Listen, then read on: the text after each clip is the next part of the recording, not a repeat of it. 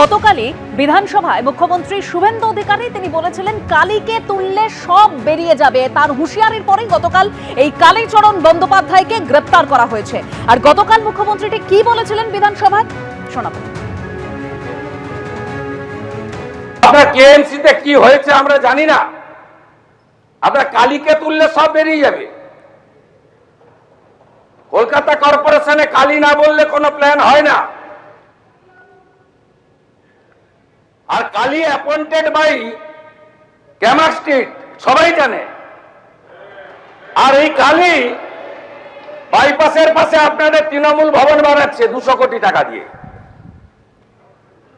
আর এখান থেকে টাকাটা তুলে ঘরে পাঠায়। আমরা সব জানি, সব বের করেছি, আমরা এফআইআর হয়েছে, আরো ব্যবস্থা নিচ্ছি। কিন্তু কে এই কালী?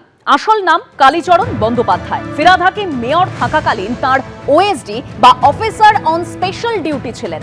সূত্রের খবর 2003 সালে রেভিনিউ সার্ভিসে যোগ দেন কালীচরণ বন্দ্যোপাধ্যায়। 2006 সালে WBCS এক্সিকিউটিভ পরীক্ষায় দ্বিতীয় হন।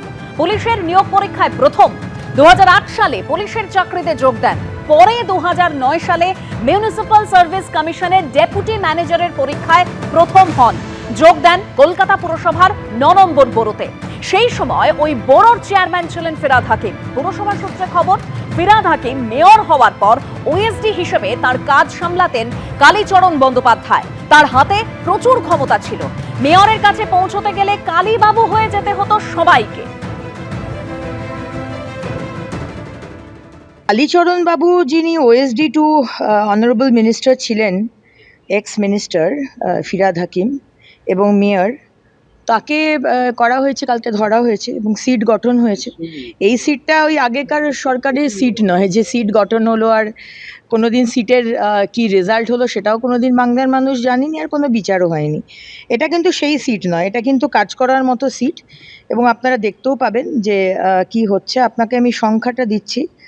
ডেড হচ্ছে 15, ইনজিওর্ড হচ্ছে 18 এখনো অবধি। Total person ব্রট 33।